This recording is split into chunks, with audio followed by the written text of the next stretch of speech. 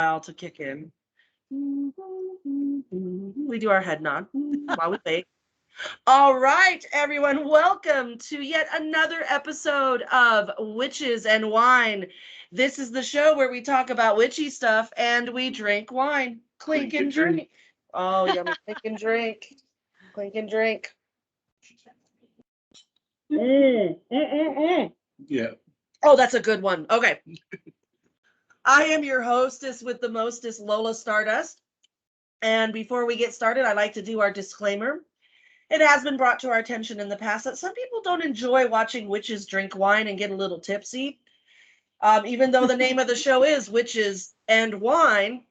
So we have a suggestion. There's an X in the corner. If you don't like what you see, you can click the X and make us disappear. It's like magic. It is magic. You have the power to control your future, what you're going to see or what you're not going to see. We have the power. You all have the power. All right, so I'm going to go ahead and turn this over to my high priest, my partner in crime, my husband, my ride or die. The ride or die. The ride or die. Silent as Stardust, why don't you tell us the wine we're drinking this evening? I would be happy to. Would you care to model it for us? I will model the wine like Vanna White. Here we go. All right, so tonight I have chosen a Barolo. A Barolo is the king of Italian wines. When it was originally made, it was only allowed to be drank by people of noble birth. And it uses a Nebbiolo grape. Incredibly complex, dark, dry, delicious, all the things that we like in our wines. And our guests. And yes. You are dark, dry, and delicious, Wendy. It's a Carlo Ravello and Figli Barolo, about $50 a bottle, 95 points rated, just really, really high quality wine. And what's nice about this style of wine is you can lay them down for 20 to 30 years and they only get better. Yes. Now, did you want to pop in? Sure. Yeah. All right, my co-host, my coven sister, she's going to pop in. Thank you, honey. I'm going to step out and drink some wine and listen on in to All our right. wonderful guest today. Kind of got to squeeze back there. All right. Thank you, sweetie. So you go through first. Yep. There's squeezing and switching places going on. Sorry about this. Here we go. All right. So this is my coven sister, Zeta. Hi. Zeta is what we call our witch encyclopedia. She just knows everything about everything right. with witchcraft. It's awesome. So I don't know if you guys have been living under a rock, but if you don't know who this guest is, let me introduce you to her. Or to see, I've only had a couple sips. Let me introduce her to you. She is a wonderful musician. She has anyone who loves pagan music or just music in general should check this woman out. Her music is dark, dreamy, magical, gothy at times. Ethereal. It's all the things. We were so lucky to see her perform live a few years back at Spring Mysteries. Everyone, let's welcome Wendy Rule. Yay! Hello, everyone. Start adding sound effects. Yay! Thank you. Oh, this is a huge privilege. Wendy, I want to tell our viewers how I got connected with you because, Yes. like I said, our show is kind of small, but we have some local guests, and then we have some pretty big names, and you're one of those. And Wendy graced us with her presence, promoting your latest album, Persephone. Yeah. And I want to talk about that. She's Oh, wearing yes, I noticed that. Well done. At Spring Mysteries, I was on the staff at the time doing the workshops and running the talent show. So I got to, you performed for our talent show. Yeah, that's right. Yeah, that was me.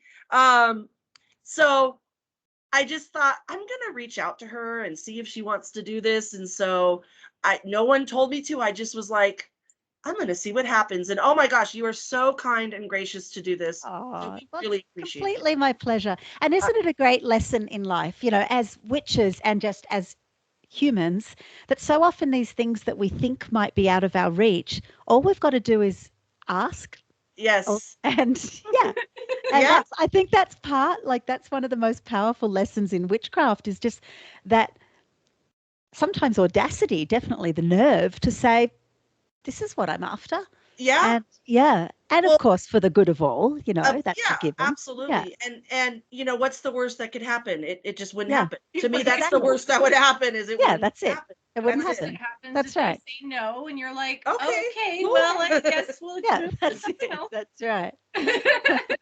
So we got to experience you in such an intimate way without getting rid of or giving away too many of the secrets of the Spring Mysteries. For those who are watching, Spring Mysteries is run by the Aquarian Tabernacle Church. They've been doing it for over 30 years. It is a recreation of the Eleusinian. Eleusinian, I always say it wrong, mysteries. I've heard a couple different variants too. Yeah. And Persephone. Wendy has a beautiful album called Persephone, and it was the soundtrack to our festival. Again, without giving away too much, how was that experience for you by doing that? Oh, it was so moving. I don't think it's giving away too much to say that the festival, which is brilliant, Yeah. utilizes ritual theatre to guide people into an actual experiential relationship with Yep. the myth rather than just a cerebral kind of like, and then the la la la la, and Demeter Yeah. did this and la da da. So it's actually a total immersive experience. And for me to hear my music being used, both the recordings Yep. when I and witnessing the rituals and the ritual theatre, and then to actually get to do some of the songs live, it was deeply, deeply moving for me and very touching. And also to be, it's like I hit the jackpot finding Spring Mysteries, because I'm just obsessed with the myth of Persephone's descent into the underworld and the whole bit, and Demeter, her mother's grief. And then to find a group of people who are equally obsessed with this Yes. and put a lot of effort into honoring that myth and continuing the legacy of this myth that has been ritualized and has impacted people's lives for millennia. Yeah. So to actually find a living tradition of, because I always talk in the present tense about these gods. It's not like Persephone was in the olden days. She is, Yes.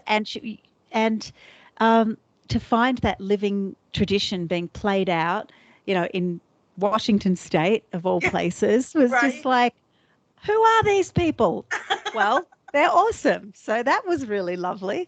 Oh yeah. And then you were part of the production. So how did the rehearsals go? Did you do a lot of video rehearsals? Did they get a whole No, I didn't do much of that. I think okay. just because my time availability wasn't huge, and I wasn't embodying other than just the little bits that I did of providing music as a support to the people embodying the different gods. That wasn't my job in that point. I was there much more in a musical way, so it meant that that I didn't need to be there for all of the rehearsals. But the good thing about that is it meant that I was there very actively as a participant. And so I knew that my music was being used. I knew that I was being asked to sing this song and this song and this song at a certain point. Yep. But other than that, I didn't know. I was going through it like every other participant there. I was being surprised. I was being delighted and scared and awakened. And so for me, it was genuine ritual. I wasn't performing. I was in that immersive experience with all the other participants. It was amazing. Oh, and that must be such a great feeling to be able to be part of it, but also be able to witness it. Yes, definitely. Right? Yeah. I often wonder how that switches, like, because you've had the recording experience. How does that change from being like there and in it and performing on the spot, so to speak, versus just witnessing? Because I would imagine it would add a whole nother layer. Yeah, it's well, especially with this album where I'm very consciously singing in the voices of the three goddesses who feature most strongly, the Demeter and Persephone and Hecate. Yeah. I know there's different pronunciations, but I say Hecate too. Yeah. And some, I know some people say Demeter. Well, we're definitely not saying it how it was said in ancient Greece. So Because we we'll can't just go pronounce with it. Who knows how they pronounce it? Yeah. But anyway, I sing in those because I am consciously embodying those goddesses. When I was recording, I was very consciously doing that. Like some of the songs, like the one where Demeter is really expressing her grief in the song Hollow. Yes. Like I was crying in recording that. Like that was hard work.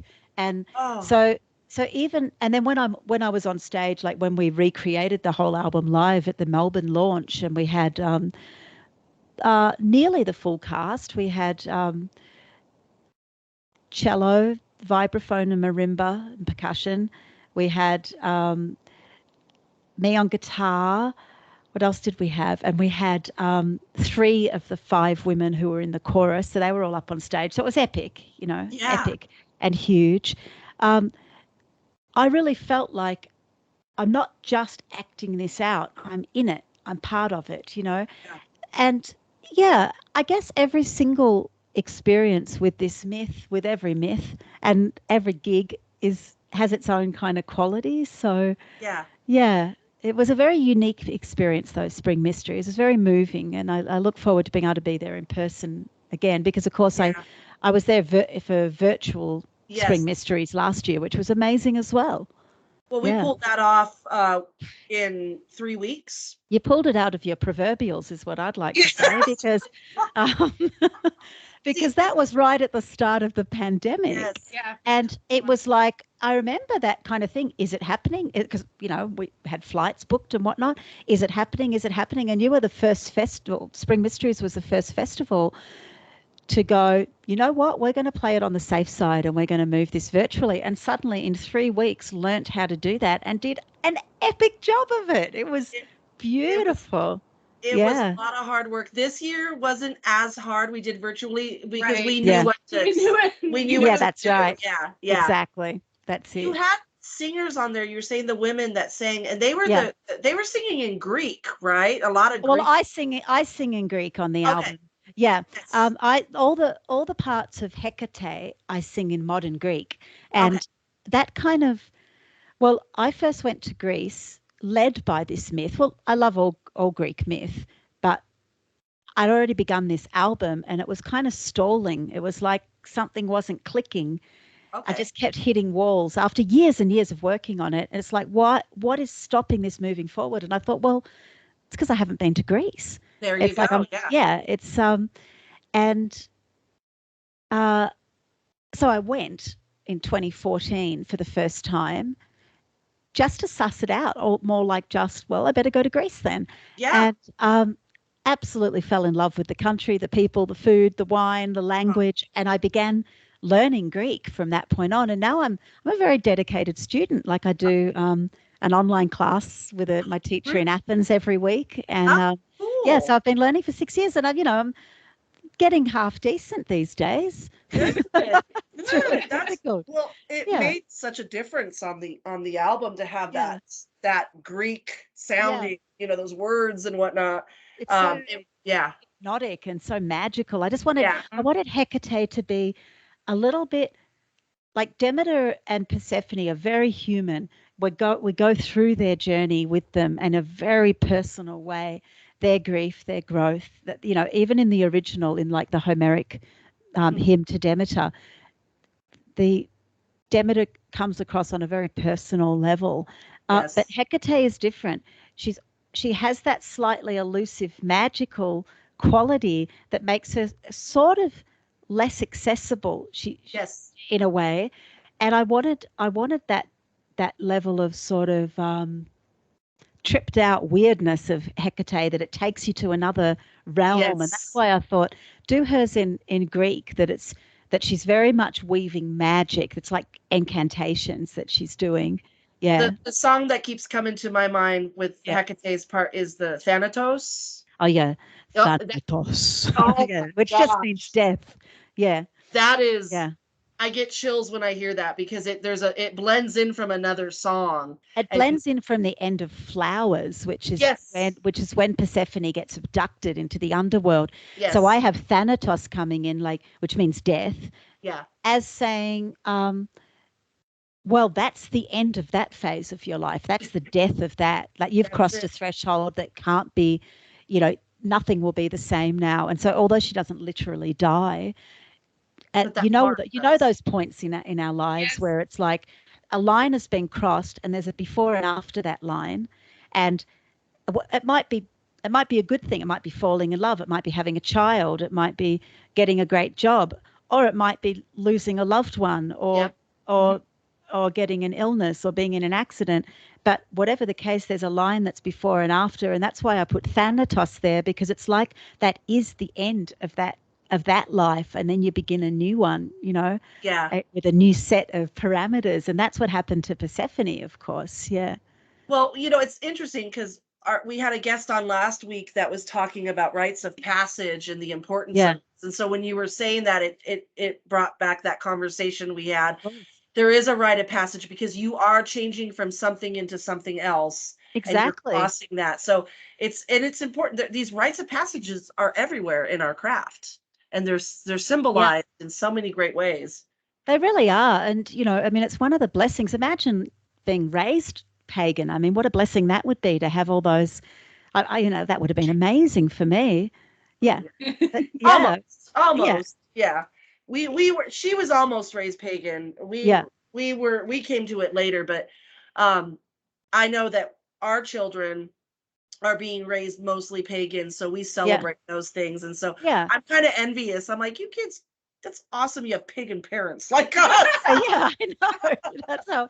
That's how I feel too. It's interesting with my son because, there's just a natural part of, when he was a little kid, starting with making fairy altars and dancing maypoles, and he'd come to festivals with me and things like that. But I never wanted to say, this is your faith. I never wanted to, it was just like, this is mine and you're my kid and you're going to be part of it, but you make your own way in the world. And I think he went through that stage, like late teens, early 20s, where he kind of was a little more cynical about it, but kind now of rebelled against it. Yeah, or not even rebel, sort of in a way. But the things that I wasn't ever concerned, because he always, to me, it's like, you do what you will, but the most important things are reverence for Mother Earth, respect for all life, and personal responsibility. And if you can stretch it to a genuine belief and trust in magic, then great. And he has retained all of those things. And so now he's 29 and he'll ask me for a tarot reading, or he'll say, that he did a little ritual, or and it's in his own way, but it's really lovely. The things that to me that are most important about paganism, he's retained. Yeah. That's like our kids are. I've got two boys, and our 17-year-old who will be 18 the end of this month. There's a rite of passage right there. Yeah. And then our youngest one will be 13 next month. Oh, That's wow. a rite of passage too. It definitely is. Exactly. But our oldest, they've grown up around it. Our oldest is like, I like what you do. It's cool, but it's not for me. And we're like, that's cool.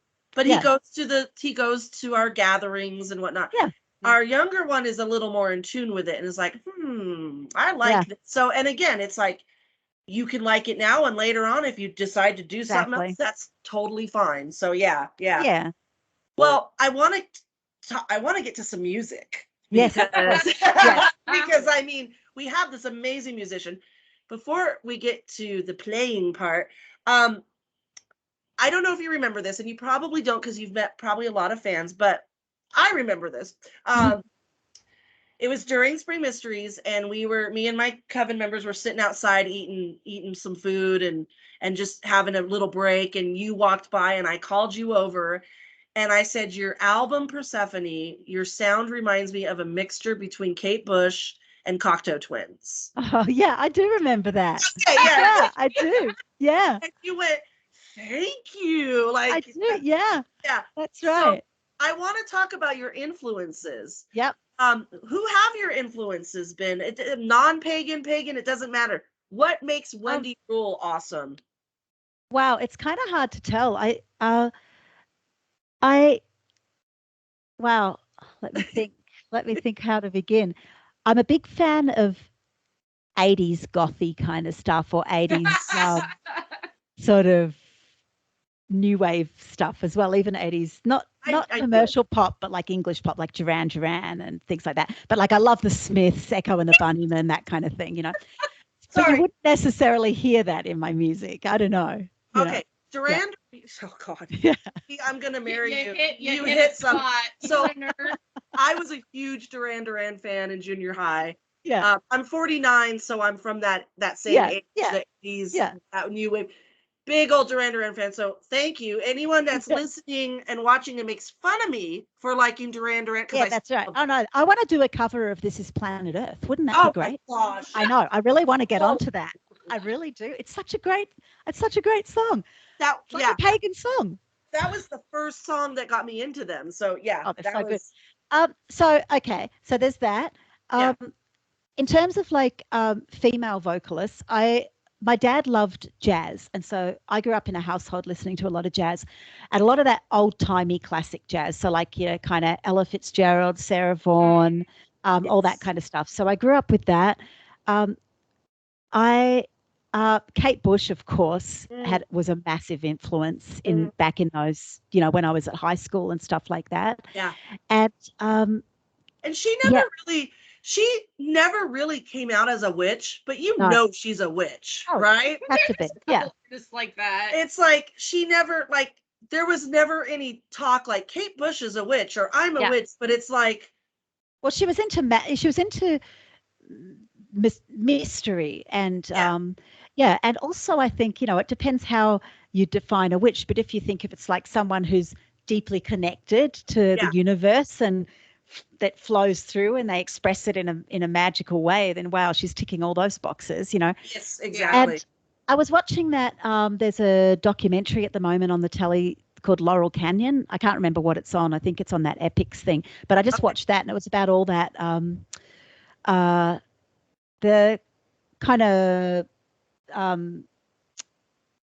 Los Angeles 60s, 70s kind of thing. Yeah. And I was listening, and then Linda Ronstadt came on, and I realized, wow, she actually had a big influence on me. Like I used to listen to her a lot, and so her voice did. And then in more modern things, I'm a huge fan of Nick Cave, the great, amazing, Australian superstar gothic wonder.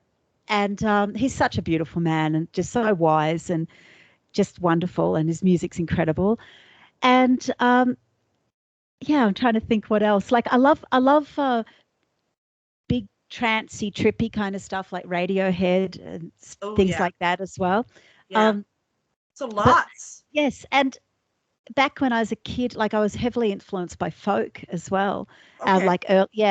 So it's a big mishmash. I tend to be one of those people who finds an album and goes, wow, and then just listens to it obsessively until I can't listen to it anymore. Yeah. Yes. So I grew up in a house with so many different genres of music. Yeah. So from the time I was a little girl, I've always appreciated. I'm not one of those people, and I think we talk about this. I have a very eclectic taste in music. Where we don't stick with one genre. It's I'm like that too. Yeah. And when you said the gothy new wave of the 80s, I mean, I always come back to that. That's like me too. Me too. Yeah, like I just love that sound and that kind of 80s electronica as well, you know, Depeche Mode type stuff and things like that. I was just going to say Depeche Mode. I love all that. I like things that are moody and dark, essentially, and whatever genre, you know, whatever, and heartfelt. Yes. So that's where I think, you know, even like Linda Ronstadt, you'd think, how does she fit into that? But she's so emotional when she sings, you know, and the same with Kate Bush, of course, but something mystical and anything mystical, dark, brooding, moody, minor key. They can drink to dark and moody. I mean, like, that is just our thing. Yeah. Dark and moody. Well, we've talked about all the music. Okay. I had emailed you and requested 2 songs, so it's kind of up to you, whatever you're ready to play. All right, I'll do Eleusis. Oh, okay. I got to get my tissue. So can I tell you the story why this song means so much to me? Yeah, you bet. So, saw you perform this at Spring Mysteries. Again, don't want to give away too much, but it was a very dark, it was a beautiful surrounding. Okay. And it was just you playing and singing. And after everything we were going through, something about it hit, like losing that maiden side of myself personally. Like I wasn't in touch with my maiden side. Yeah. And there was like this loss or this grieving, like, will I ever be that? And when you were singing, I was remembering when I was younger and Yes. more yeah, I'm not young. I'm still somewhat young. Come on. Younger. Yeah. Yeah, 49. I'm not dead. Depends on who you ask, right? Yeah, right. My kids, think 49 is like, oh my God, Mom. It's like, okay. Man, I am so proud. Like some people want to hide their age. I'm so proud of my age. I'll be 55 this year. Can you freaking imagine that? And be proud. Be proud. Yeah, and it's just like, wow, that's a pretty amazing thing to get to have 55 years on planet Earth and survive through highs and lows. And I've lost friends who are born the same year as me, and so then I just think, wow, well, I'm continuing to live for you as well, and it feels like such a gift. Like I'm just so grateful. It is a gift. I'm not worried about. I'm going to be 50 in January, and I'm actually very excited about it. I like the age that I'm at, and I think you're supposed to. You're supposed to if you're trying to relive your younger years, there's a that. It's just, so So anyways, it made me realize that I will always have that young girl in my heart. Yeah, of course. That maiden, that girl that still loves to do the 80s dance to Duran Duran in the living room, right? It's. Oh, you're good at that. Thank you. I do a lot of it in my bedroom. When my husband's out here doing stuff and he hears music, he knows that I'm in the bedroom just jamming out to my tunes and stuff. But so it made me come back in touch with, it doesn't matter what age we are always going to have a connection with these stages in our life. And it just was so beautiful. So that's what this song meant to me. I don't know if that was supposed to be the part of it. I probably don't even remember the lyrics. It was supposed to be for you. But it was what it was supposed to be for me. And it became my favorite song on the album. Oh, so go ahead. You could tell a little bit about it and play it. Yeah. I'll just, for those, just in case you're not familiar with the myth, any of our viewers. So this is the point in the myth of the Persephone and Demeter's story. So this is in the voice of Demeter, who's the goddess of the grain, and she's lost her daughter, who's been abducted from her without any warning, and Demeter doesn't know what has happened to her. So she wanders and wanders. That wine looks delicious, by the way. I was asking, can you refill my glass? My husband just said, we drank it all because we got our cup. That's okay. Nice. That's fine. Continue. It looks wonderful. Okay.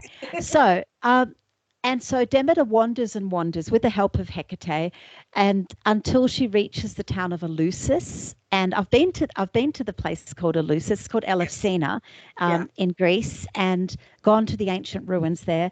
And the people of the town, by this stage, it's interesting talking about age as we just were, because this is relevant to this song. At this point, Demeter, who's always portrayed as this golden-haired, beautiful goddess in her prime, luscious and fertile and lovely and beautiful, she's in her grief, she's become grey-haired. She looks like an old woman, and doesn't look like the great goddess, just looks like an old grieving woman. And I think that's an interesting thing too, that that age, we go through many ages. We can turn into a sweet skipping flower maiden any moment, and then we can suddenly be the crone again. It's not dependent on linear time. And anyway, so Demeter has freaked out. She's lost her daughter. She's searching and searching and searching. Then she gets to this town, and the women of the town specifically are very kind to this old woman, and they nurture her and give her a job, and Balbo. yeah, exactly, and and make her laugh, exactly, Yeah, and she regains a sense of identity, that she is the goddess. She's not going to give up. She can't just be immobilized by her grief. She's got to keep going. So that's at this point. So here we go, Eleusis. Yeah. I'm going to mute Now- us. I can hear you. Now, let me know if for any reason, let me see this guitar. How's that guitar level? Bit more? A bit more, yeah. Okay.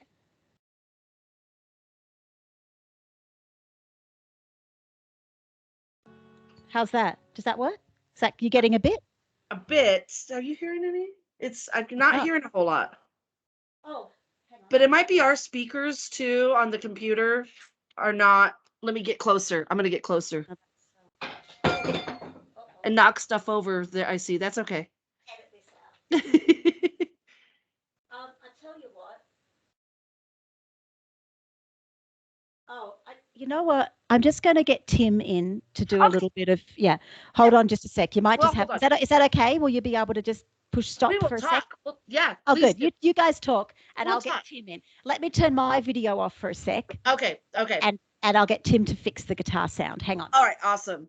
So our viewers, this is actually a really good topic because obviously the song hit a point that was it was supposed to hit about the different stages in our life, Yeah. right? I was thinking too how it's interesting because you get like when a child says something wise beyond their years, Yes. that can be them hitting that crone or like sage point, even though they're like 5. Yes. So you experience, I think part of that has to do with some of what I personally believe, like reincarnation stuff. Yeah. Is that you're picking up on something from a previous incarnation. But I feel like There's people, some reason why. it's not like she said, not linear. No, it's not. Because you can be 5 years old and come up with something absolutely profound, and people are like, "That's a kid." Well, That's our good friend reason. Aisha from the Corellian tradition. Yeah. She was talking to someone about how when she was younger, she looked old, and now that she's older, she looks young. And the reason why is because she was happier. She's happier now than she was when she was younger. And that also hits on the Demeter side of things, doesn't it? Yes. Because she's in her grief. And so people often say, for me, they're like, "Oh, you're 49. You don't look 49." And it's like, well, some days I feel 49, but most of the time. Some days I feel 72. Yes. And some days I feel like I'm 60, 69. That's what she said. But those are the best days. Those are the glorious days. oh. And the dogs wanted to add to that. So there is something to be said that your happiness and your life and your joy comes through how you are. And I think that is a big part of what we do in the craft. I don't know what Oh my goodness. registering that it is. Is there any kind of lock on this that showing? All right. Okay. Hi. Hi. Oh, Welcome back. Hold on one sec. Okay. Go through that speaker. Did you Okay. A mic, yeah. So you're not getting any of this? It's very turn the air conditioner off. It might Compared- be because I have fans on. Compared to my voice, is it much softer than my voice? Yes. Okay. Well, what we're going to try to do is just use the sound on the cam, The webcam the webcam, Okay. because something isn't quite gelling. Yeah, I mean I can hear a little bit like a It's probably just what's picking up from this. Exactly. Yeah. Okay. All right. And there's not like a special button or anything to push? Okay. All right. Okay. Hold on one more sec. We love to hear your voice. So if you are singing fine with your Give it one sec. Hang on. Okay. Can you just quickly set up the Hold on. Okay. Sorry, guys. Please do not say you're sorry. This is it's recorded live, and this is what happens. It's good. So those that are watching right now, we are coming up on our, what is it, 100th episode pretty soon? This is episode 195. Okay, so we'll be coming up on our 100th episode, and we're going to be putting out some information about, we're going to be doing it live on YouTube. We're going to be giving away some Goodies. crystals, goodies, tarot decks, and it's going to be kind of a free-for-all. You guys can just join us live on YouTube, ask us whatever you want, and we're going to maybe do a drawing and give away, mail some gifts. So while we're waiting for... Sorry about this. I'll be It's one okay. sec. Yeah. No problem. Show Technical device settings. difficulties are to be expected when Mercury is going backwards. Yeah, I know. Yes. Damn that Mercury in retrograde. Or we call, what is it, Gatorade? Gatorade, Mercury and Gatorade or some shit. Yeah. So our viewers, be on the lookout for our That's the 100th mic, though, isn't episode gala. it?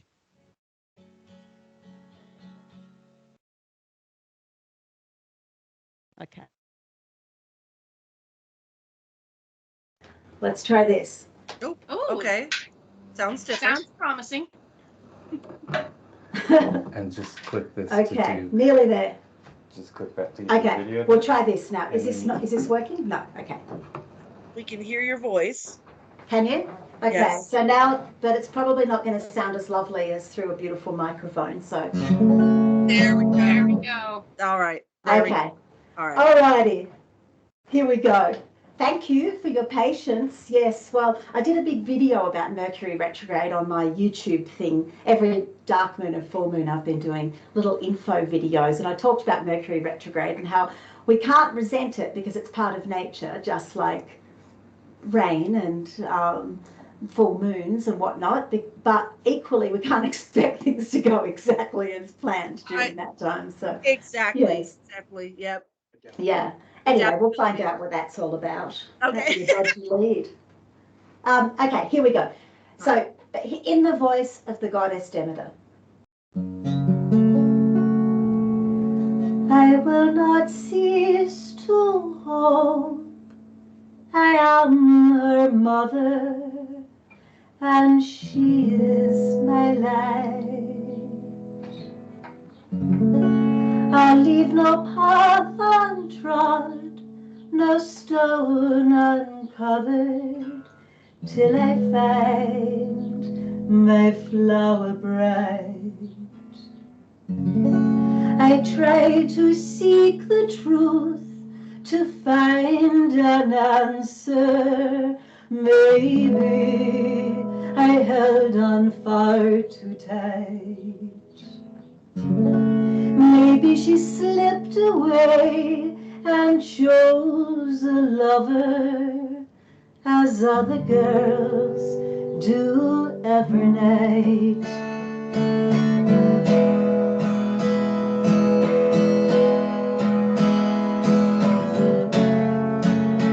I will not pass a door that I can open, no fence too high, no service too lowly. I wander many days and many nights, hide my face behind my eyes.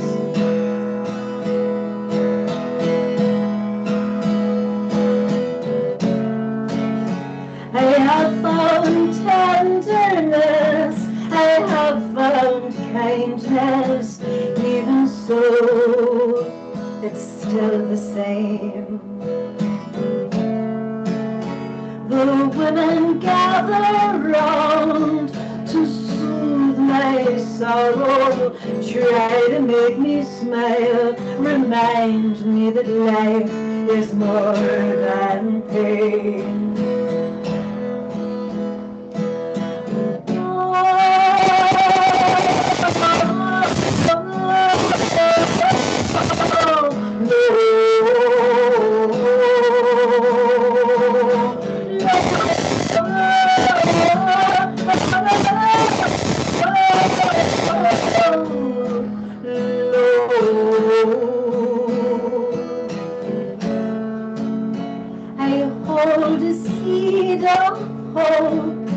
that I will find her once again, my precious maid.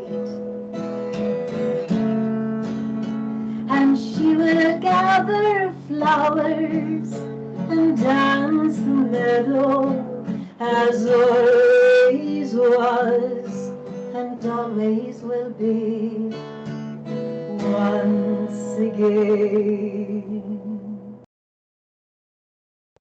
Oh, yes. Oh, Oh, I thank you. promised myself I wouldn't cry. It's just, it hits me so strong, You doing Wendy. the whole, I have makeup on. I I have makeup on. I have makeup on. Oh, beautiful. Just Thank you. absolutely beautiful. Since you're set up to do you want to do the next song since you're already set up? Yeah. Yeah. I wish I could get that doing this properly, because this song is going to be feisty and I hope it doesn't distort through the thing. But if it does, people can go and listen to it on the record. There was a little bit of distortion when you hit your higher notes. Okay. Well, I might have to hold it back. I might pull it back a little bit. And anyone who wants to hear the true, yes, we're going to put the epic version. Yeah. Yes. Check out her stuff. Yeah. Check it out on my website. Okay. So this song's called Hecate. I wrote this, wow, it came out on my album, The Lotus Eaters, back in 2003. So I've been honoring this goddess for a long, long time. And well, it's just one of my odes to her. Okay, here we go.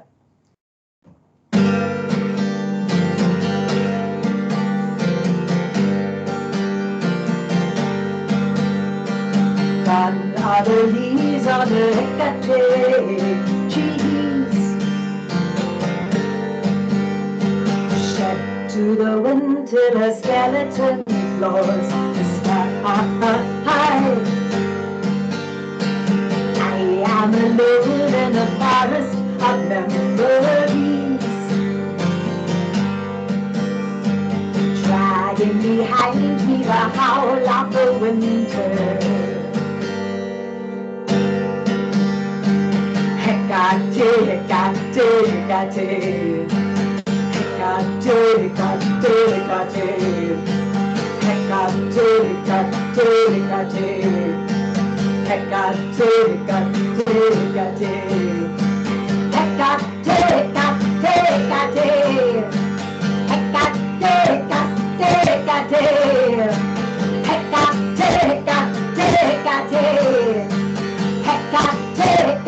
Hecate, Hecate, Gone are the leaves on the Hecate trees,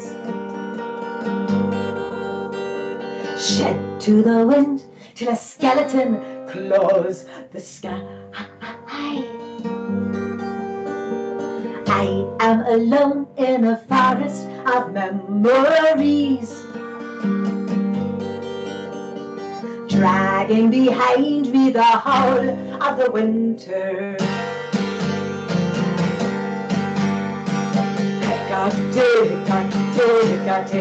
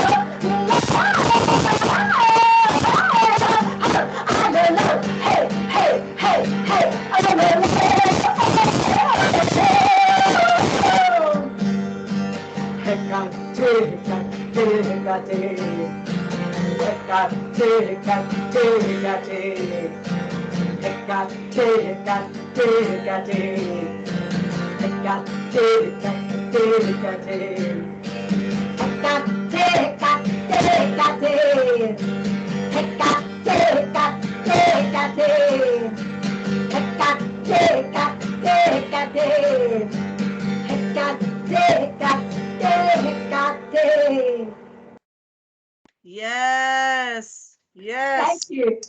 Well, I held back a bit. Usually I really belt that out. But Well, even you holding it back distorted a little, so that shows how strong your voice is. Seeing as I spilt my water all over my electrics because of Mercury retrograde, I'm just going to quickly run to the kitchen and get some water. Won't be a sec. Please do.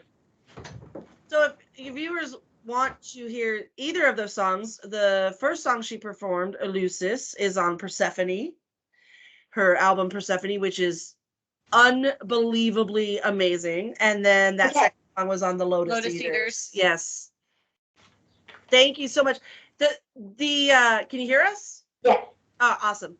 The song Hecate, when you were talking about your dark wave gothy little soul, one of my favorite bands is Susie and the Banshees. Oh yeah, of course. Yeah. And it kind of has that feel with the xylophone part in the actual. Oh yeah, that's right. Yeah.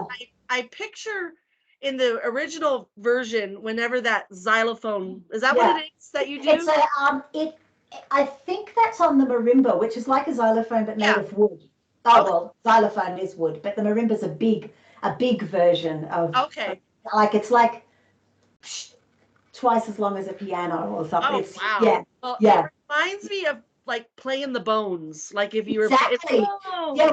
Well, the woman who played that on Hecate, she was really instrumental in creating Persephone. We began the project together, and so that's why Persephone, all the bits with Hecate have that same instrument, like yes. like lots of percussive stuff, and she'd also do weird things like run a violin bow down it, and like a lot of the weird kind of sounds, all things like that. She's a really brilliant percussionist. Yeah.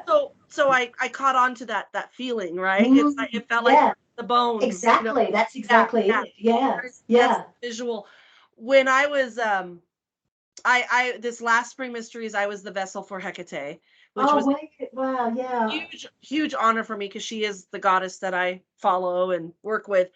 Yeah. But there was a time when so right at the beginning when I found out I was going to be holding her vessel, my dad was really sick. He got dementia, he had cancer. He survived all of this.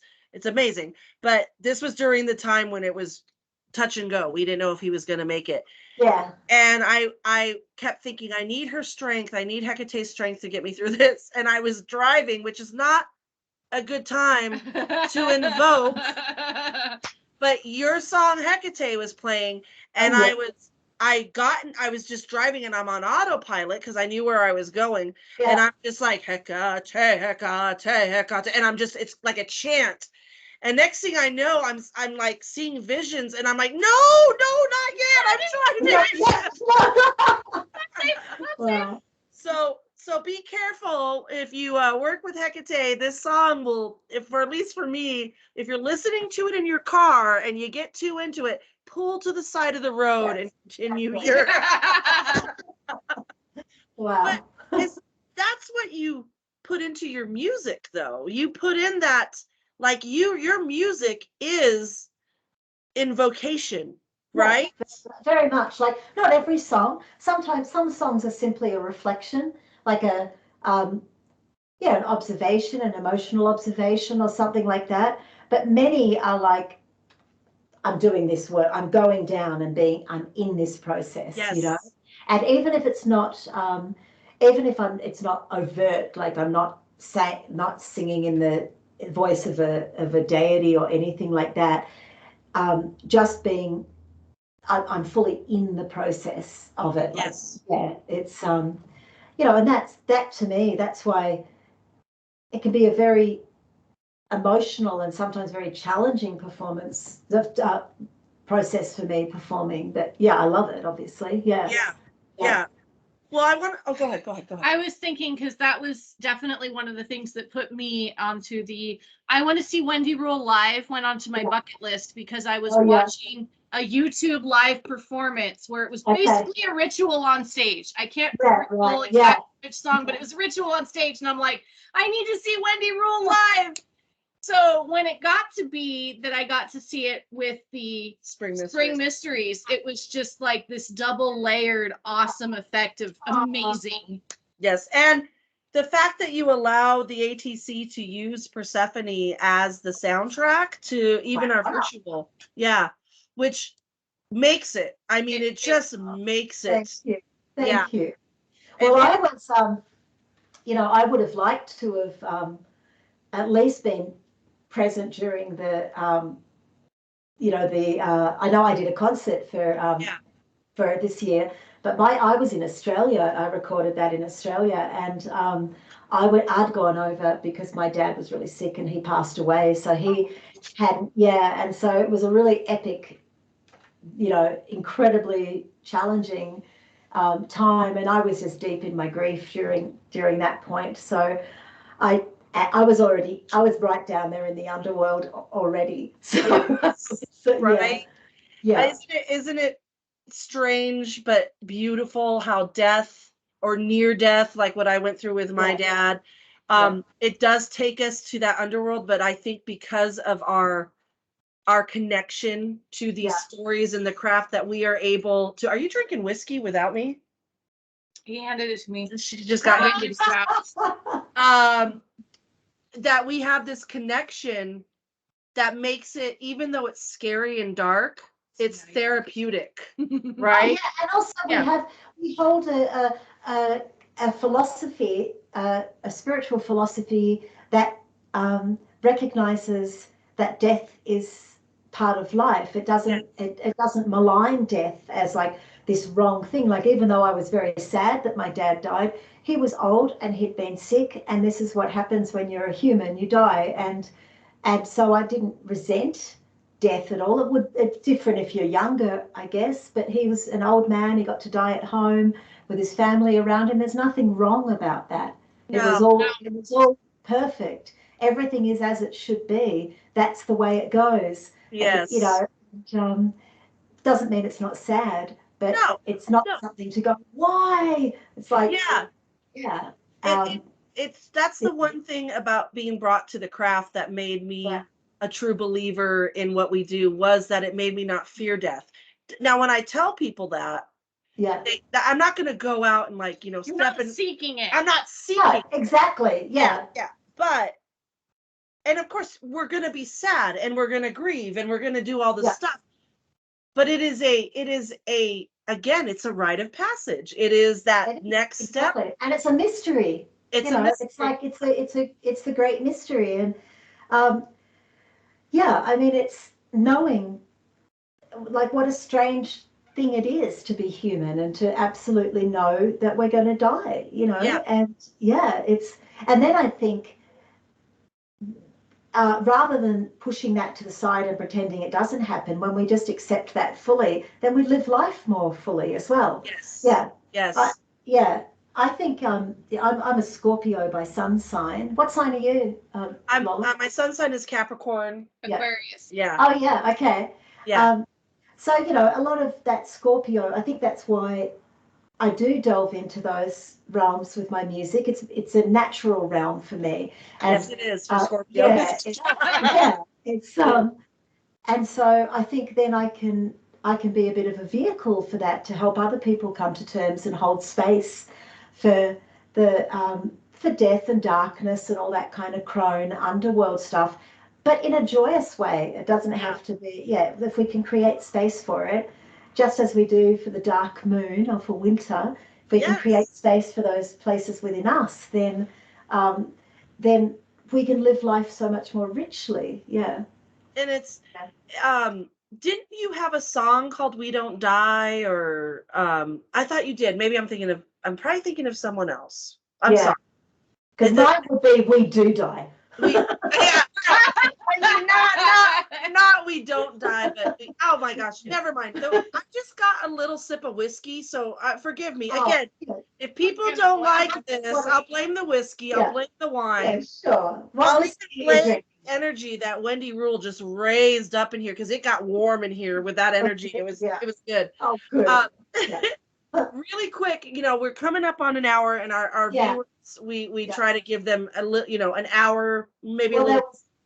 minutes of me knocking water over and fixing my guitar. So it's fine. Yeah, good. It's fine. Just if you can explain, how long have you been of this witchiness? Was this as a child you discovered it? Yes. Yeah, you have to define what you mean by witchiness, though. Was it when you started like noticing the witchy things before you were a witch? Yeah, which that happens. Like as a child, I was a trippy little weirdo off with the fairies. I really was. I was always like astral traveling I was kind of very, very between the worlds, and very much so, and could see fairies. And so the fairy realm for me was that entrance point, which I now see as the elemental forces of nature, and so I always had that kind of, there was something magical going on, for me as a kid. And I'm born on Samhain, Northern Hemisphere Samhain, so Beltane in Australia. And but that, it's definitely a potent time. Yeah. And then it wasn't though until my early 20s. It was when my son was born. It was when I was pregnant with him. I already knew all my I knew a lot about mythology, but at that stage, that was much more like stories. And then I think once I became pregnant with Reuben, I realized I'm the freaking goddess. This is me. She's in. And then I'd see, I'd be in the supermarket and I'd see a woman, wheeling a stroller, and I'd think, you're the goddess. You're the goddess. You're the goddess. And it really hit home. And I began researching further, and I stumbled across a really lovely little witchy store in Melbourne called the Esoteric Bookshop, and I went in there and they overheard people talking about witchcraft. I'm like, what's that about? And they recommended some books, and I began reading, and it's just like bang, bang, bang. And so I had Reuben when I was 25, so that's 30 years ago now that I began that path, that I've been, very dedicated since then. And the way I approach things has shifted and changed over that time, but the deep, I'm in love with Mother Earth. I love nature. I hike every day. I was up that mountain at 6 o'clock this morning because it was so hot here that I thought, if I don't get up now, I'll never get out there. So I went for a hike at 6 a.m. It was beautiful. And but I love nature.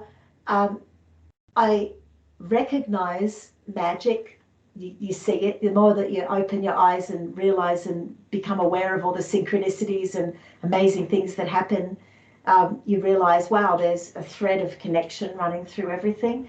And I guess my practice has become a little like less and less formal over the years. I tend to be, I do still like setting up an altar. I like having representatives of the elements. I work a lot with the elements. That's a creative process for me, making my every full moon and dark moon altar. But most of my magic is done in my mind and in my voice, my singing, and in my writing. And sometimes for me, a full moon ritual might be as simple as lighting a candle and having a glass of wine, just chilling out. Absolutely. Yeah. And I love hearing that. I find that that's actually true for a lot of longtime practitioners. Yeah. The more they're in it, the less they're like, I have to have all the trappings. They're like, glass of wine, a candle, something to Father Sky, Mother Earth, we're good. Exactly. And realizing like so much of magic is in your head. It's the way you think, it's what you're saying, it becomes now that my life is my ritual. Everything I'm doing is so much more conscious than back then, probably because I was 25 back then as well. You don't appreciate but also, but it's just like my daily life is now as living as a witch, that you just end up making choices that are based on this deep philosophy of love of nature, respect for all life, recognition of magic. So more magic starts happening, and it feeds in on itself. So Well, and we talked about this before we started recording. You live in one of the most magical states Yeah. in the U.S. New Mexico. How long have you lived in New Mexico? Not quite 5 years. So What brought you to New Mexico? well, I came to New Mexico on my very first trip to the US, and that was in 2001. I was offered a gig in Albuquerque, and I just thought I was following any lead. I'm like, yeah, sure. Mhm. And so I went and just loved it. I loved it. And then the person who'd organized the show loaned me his car. I was traveling with my son. He was 9 at the time. Loaned me his car, and I drove up to Santa Fe. He said, you should go up to Santa Fe. It's beautiful. So I did that and loved it. And it's kind of been coming back every year since then, most years, and making connections and doing some little shows. And then I met my husband, Tim, in 2007, but we met in Oregon, at the Oregon Country Fair we met. Oh, and wow. yeah, and it ends up that he grew up in northern New Mexico, up near the Four Corners area, Oh, and cool. had lived in Albuquerque and Santa Fe. So when we were I was relocating from Australia to be with him, essentially. He'd come and lived with me in Australia, and then it was like, let's go live in America. And then we were tossing up between New Mexico or Oregon, and we chose Oregon first of all because that's where we'd met, and that's where he'd most recently been living and had all those friends and contacts. And so that we lived there for a year, and it just, for just a whole heap of reasons, it wasn't the best fit for me because I still didn't want to live in a city. It was Portland, and I didn't want to live in a big city. And I just, and so after a year, I'm like, this isn't working for me. And let's do New Mexico. And so we chose Santa Fe, which is a much smaller city, and absolutely perfect. Things, it's nature is everywhere. You're looking at mountains. I love the landscape. I love the desert. I love the weather. Yes. I love the people here. I love the mixture of amazing cultures and art, but we're actually moving very soon. We've bought a house in just an hour from here in the town called Las Vegas, New Mexico, which is just up the highway. Yep. And it's on 4.5 acres, and it's perched on a hill looking out over gorgeous land, and it's right next to the nature preserve. There's birds, and so it's going to be a massive upgrade for us on all levels, because I just want more nature. Yes. More magic. More magic, more nature, more space to do what we do. Record more albums. I'm going to run workshops from there too. So I noticed your video for Hollow. Was that in White Sands? Yes, it was. Well spotted. That is my favorite place. It's so beautiful. Isn't that amazing? People, if you are watching, check it out. Yeah. Go to New Mexico, and it's called the Land of Enchantment for a reason. Yeah. It is absolutely phenomenal. And also go to my YouTube channel and check out there's the video for Hollow is in White Sands. The video for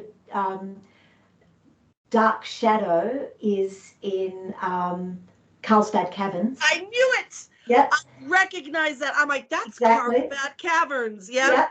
And then the video for Eleusis, the very first bit is at Eleusis itself, the very first bit where I'm wandering around, but then the rest is at a temple in Corfu and in Greece. And I think that's all I've done for this album so far. Yeah. But anyway, check out my YouTube channel. And there's also all my stuff on my YouTube channel, like the full moon and dark moon info videos. Yeah. Well, it makes me feel really connected to you that I recognize these places, because Carlsbad Caverns. Oh, you've got Cocopelli on your wall behind you. Did you see my Cocopelli? Yeah, yes. Exactly. Yeah. So, that's a New Mexico symbol. The Cocopelli is Native American's pan. It's basically Native American's pan. Yeah. I grew up with Cocopelli around my mother's house. She collect Cocopellis and the storytellers. The little storytellers. Yes. I have one of those. I grew up that. So I grew up with that culture. But Carlsbad Caverns is where I had one of my strongest experiences with Hecate. Oh, really? Yeah, just this last time we went about 2 years ago when I told you that was the last time I went. Yeah. And I real quick, I just want to tell you a story. So you know the smell of Carlsbad Caverns, right? It smells like a cave. It smells, but it's not gross. It's like earthy. Yeah. And yeah, I love it. It's earthy. So I had this experience with Hecate the last time we went. I sat where they have the what they would call the auditorium kind of area. Yeah. And I'm sitting there and I'm looking out and I'm like, and I just felt her and I felt she was giving me some messages. And I'm like, okay, I'm going to sit and listen. And my kids were off with my dad at the time and my mom was somewhere else. And I'm just like, okay. And that smell, I was like, yes, this is earthy. It's Hecate. So when I was the vessel for Hecate, the ATC sent me some things from their God boxes because we did it online, so we weren't able to meet in person. So they had to mail stuff to me. Yeah. And they mailed me this beautiful sari that Hecate wears. It's black, and the way I wore it, it looked like a spider web kind of coming across. Nice. But I don't know where they stored it. And I just talked to someone the other day. Where was this stored? And I thought, was it in a basement? Yeah. It smelled like a cave. It smelled like Carlsbad Caverns. How interesting. Right? And so I was like, I need to wear this. This is it. So there was that connection. So I just wanted to share that with you. That's so beautiful. It was really, really powerful. New Mexico is absolutely beautiful. You get all 4 seasons there wherever you go. You've got your mountains. If you're up in the mountains, it's like being in Washington State. There's like this forest. People don't think of that when they think of New Mexico, right? Yeah, it's gorgeous. I hike in forest every day. Yes. Juniper and Pinon Forest. I love it. It's amazing. So you're in the most magical state. I personally think. I'm not. Oh, thank you. I do. I love it. I love it. Yeah. But you are. Wow. Well, Wendy, thank you. Oh my gosh. Clink and drink to Wendy Rule. Everyone, this has been absolutely. Cheers. You are amazing. Thank you. You clink, you gotta drink. When you clink, you gotta drink. That's the rule. Yeah, exactly. I'll do a little plug for my Patreon page because that's where I'm doing my, most of my concerts at the moment. Every full moon, I do a full moon magic concert. What page? And was this? Patreon. Patreon, yeah. Okay, got it. I wonder, can you hear me okay? Should I get closer? No, I was talking over you. Okay. Because I'm a talker. But please go. Yeah. So you just go to patreon.com/Wendy Rule and you can sign up for $2 a month and you get my full moon magic concerts and lots of other things. I'm often out in nature taking little videos or doing this and that, and it's loads of fun. And I do dark moons. There's lots of different tiers, but Patreon's amazing. It's just check Patreon out, even if it's not me. There's lots of us. Like I subscribe to Sharon Knight and Kellyanna's page. There's such a lovely camaraderie in our magical tradition.